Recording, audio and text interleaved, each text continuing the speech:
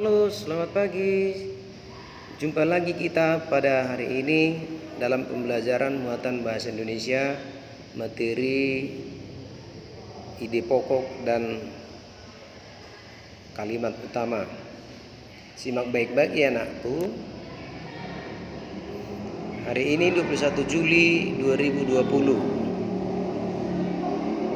Materi pembelajaran kita adalah mengenai kalimat utama dan ide pokok muatan bahasa Indonesia.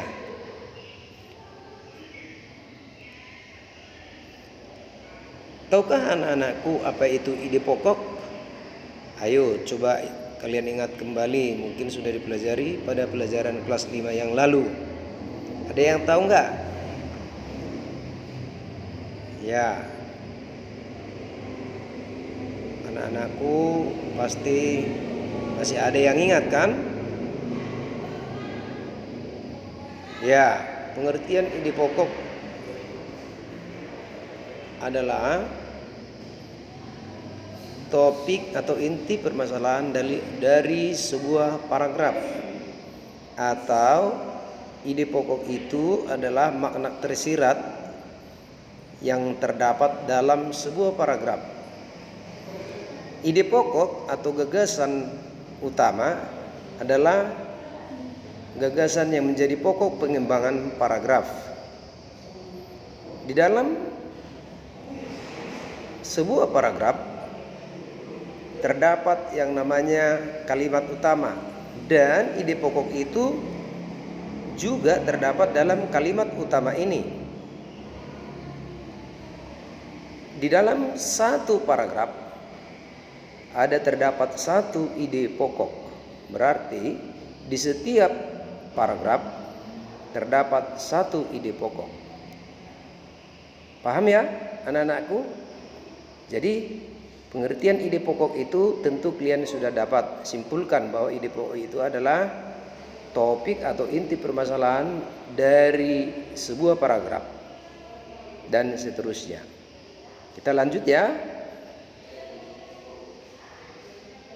Baik, selanjutnya kita akan membahas mengenai fungsi ide pokok. Apa itu fungsi ide pokok? Fungsi ide pokok adalah menjelaskan inti atau pokok permasalahan dari suatu paragraf. Nah, sekarang kita akan membahas mengenai kalimat utama. Apa itu kalimat utama? Kalimat utama dapat didefinisikan atau diartikan antara lain kalimat yang terpenting yang di dalamnya terdapat ide pokok paragraf. Kalimat utama juga didukung oleh kalimat-kalimat lain di dalam paragraf tersebut yang disebut dengan kalimat penjelas. Kalimat utama merupakan makna tersurat. Tersurat berarti tertulis sama persis sesuai kalimat pada awal atau akhir paragraf. Nah, kembali lagi kita pada kalimat utama. Kalimat utama itu dapat kita temukan pada awal atau akhir paragraf ya guys. Kalau kalimat utama terdapat pada awal paragraf, berarti jenis paragraf tersebut adalah paragraf deduktif. Apa itu paragraf deduktif? Paragraf deduktif adalah kalimat yang berbentuk penjelasan di awal. Dan kalau misalnya kalimat utama itu kita temukan pada akhir paragraf, berarti jenis paragraf yang digunakan adalah paragraf induktif. Apa itu paragraf induktif? Yaitu kalimat yang berbentuk simpulan. Ingat ya anak-anakku. Nah, sekarang kita akan masuk pada contoh penerapan kalimat utama. Perhatikan baik-baik contoh berikut. Piket kelas menciptakan kelas yang bersih dan nyaman. piket kelas memupuk kerjasama dan tanggung jawab siswa. Itulah sebabnya, itulah beberapa manfaat yang didapat dari piket kelas. Nah, dari paragraf ini kita dapat mengambil kalimat utama. Nah, kalau kita coba baik-baik, kita simak baik-baik paragraf ini, kita dapat memperhatikan bahwa kalimat utamanya terdapat di akhir paragraf, yaitu itulah beberapa manfaat yang didapat dari piket kelas. Karena kalimat utama terdapat di akhir paragraf, maka jenis paragraf ini adalah paragraf induktif. Sedangkan yang menjadi ide pokok dari paragraf ini adalah, coba di sana ada Bapak buat warnanya berbeda, yaitu warna manfaat dan piket kelas berwarna biru. Berarti ide pokoknya adalah manfaat piket kelas. Paham ya anak-anakku? Nah, sekarang kita lanjut contoh penerapan yang lainnya. Perhatikan, baca paragraf berikut baik-baik. Musim hujan sering menimbulkan berbagai jenis penyakit. Lalat yang hinggap di makanan akan menyebabkan diare. Genangan air berpotensi menjadi sarang nyamuk, penyebab demam berdarah dan timbulnya penyakit leptospirosis. Dari paragraf di atas kita bisa perhatikan bahwa kalimat utamanya diletakkan di awal paragraf. Karena apa?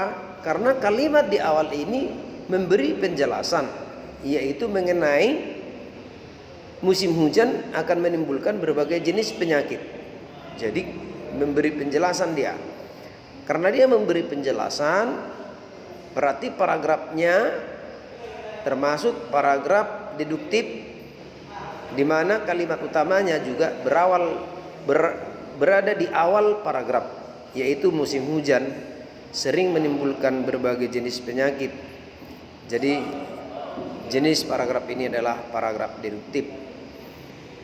Yang menjadi ide pokoknya apa? Nah, kita tahu kan, kalau tadi sudah Bapak jelaskan, ide pokok itu berada dalam kalimat utamanya.